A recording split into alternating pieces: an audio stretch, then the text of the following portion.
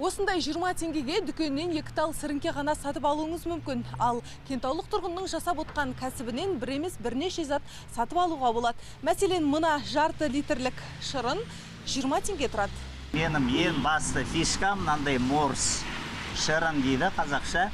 Мынандай, мынау квас.